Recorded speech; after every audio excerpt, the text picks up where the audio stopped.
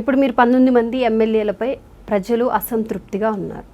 అటు టీడీపీ నుంచి అయినా అవ్వండి, జనసేన తరపు నుంచి అయినా. మీరు ఇప్పుడు 4 మెంబర్స్ చెప్పారు, ఇంకా 15 మెంబర్స్ టీడీపీ నుంచి ఉన్నారు. సో ఈ 15 and 4 19 అయ్యారు. ఈ 19 మెంబర్స్ పేర్లు ఏమన్నా చెప్పగలరా? పేర్లు చెప్పలేను, ఎందుకంటే ఇప్పుడు ఆ రోజు ఓపెన్ చేసేది అదే కదా. ఇప్పుడు 12th ఓపెన్ చేస్తే ఆ రోజు సర్వేలో మొత్తం క్లియర్గా ఆ 19 మంది ఎవరు అనేది తెలిసిపోతుంది అంటారా? అంటే అట్లా ఓవరాల్గా తెలియదు. అది 19 మంది అని చెప్పం కదా, ఎందుకంటే నియోజకవర్గాలు ఓపెన్ చేస్తున్నాం.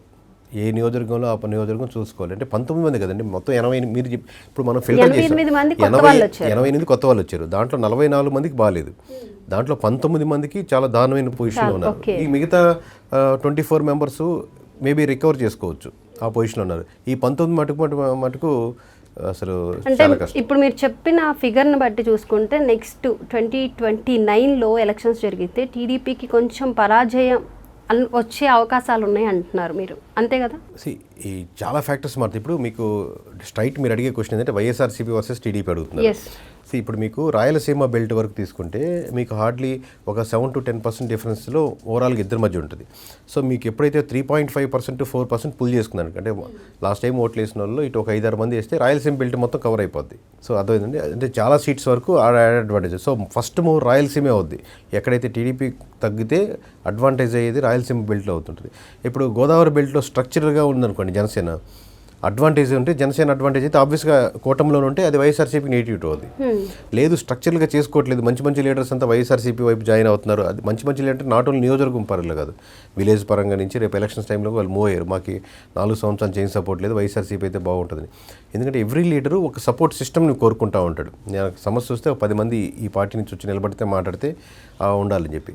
సో ఎక్కడ డిసడ్వాంటేజ్ వచ్చినా అది టీడీపీకైనా అంతే, జనసేనకైనా అంతే, బీజేపీకైనా అంతే, ఆ అడ్వాంటేజ్ వైఎస్ఆర్సీపీగా ఉంది. ఇప్పుడు అదర్ ఆల్టర్నేటివ్ వైఎస్ఆర్సీపీ కదండి. ఇప్పుడు ప్రస్తుతానికి 3 పార్టీలు ఒకటే ఉన్నాయి కాబట్టి, 3 కాకపోతే సెకండ్ ఆల్టర్నేటివ్ వైఎస్ఆర్సీపీ కాబట్టి ఏ మాత్రం పర్సెంటేజ్ తగ్గినా కానీ వైఎస్ఆర్సీపీకి యాడెడ్ అడ్వాంటేజ్ అవుతుంది. ఎన్ని సీట్లని కన్ఫ్యూజ్ అవుతున్నారు. 11 అనేది చాలామంది అనుకుంటారు. More than around 39 point change అనుకుంటే 40% రౌండ్ ఫిగర్ అనుకుంటే అరౌండ్ 40% ఓట్ బ్యాంకింగ్ వైఎస్ఆర్సీపీకి ఉంది కదా.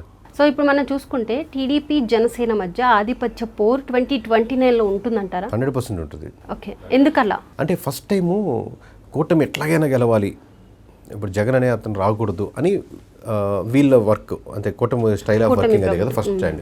So they succeeded that one. తర్వాత దీనికి కావాలంటే మన బీజేపీని కలుపుకోవాలనుకున్నారు, బీజేపీని కలుపుకున్నారు. థర్డ్ సెక్షన్ 60 సీట్ల నుంచి డిస్కషన్ మొదలైంది. 60 నుంచి 50కి వచ్చింది, 50 నుంచి 40కి వచ్చింది, 40 నుంచి 30, 30 నుంచి ఆఖరికి పవన్ కళ్యాణ్ పక్కన పెడితే 20 సీట్లకు వచ్చారు. 21 సీట్లని ఫస్ట్ ప్రజలు కన్విన్స్ చేయడం చాలా కష్టం అయిపోయింది. తర్వాత 1 by 1 కన్విన్స్ చేసుకుంటూ వచ్చారు. సరే ఓకే, మనం గెలిపే ముఖ్యం కదా, 21 కన్ఫైన్ అవుదాం, ముందు తీసుకున్న సీట్లు కరెక్ట్గా గెలుద్దాం అనేది యాక్సెప్ట్ చేసుకున్నారు అందరు ప్రజలు. అంటే ఒక 1 వీక్ పట్టినా కానీ ఆ తర్వాత ఎలక్షన్స్ టైంకి వచ్చేసరికి యాక్సెప్ట్ చేసి never in the history 2 different భిన్న భావజాలాల నుండి ఉన్నటువంటి పార్టీలుగా ఉన్నటువంటి, లేదా వ్యక్తులుగా ఉన్నటువంటి, లేదా హీరోలు ఆరాధించే వ్యక్తుల పరంగా కావచ్చు, క్యాస్ట్ పరంగా కావచ్చు, రకరకాలు ఉన్నటువంటి వాళ్ళు ఫస్ట్ టైం ఒక బాక్స్లోకి ఫిట్ అయ్యి పర్ఫెక్ట్గా ఒకరినొకరు సపోర్ట్ చేసుకోగలిగారు. అక్కడక్కడ ఇష్యూస్ ఉండొచ్చు, బట్ మెజారిటీ. బట్ ఇదే టైంలో నెక్స్ట్ టైం కూడా నాకు 21 సీట్స్ అంటే అసలు పవన్ కళ్యాణ్ ఒప్పుకుంటారో లేదో తెలియదు, కానీ వాళ్ళకి ఫ్యాన్స్ కానీ ఫాలోవర్స్ కానీ కార్యకర్తలు ఒప్పుకునే పరిస్థితి లేదు.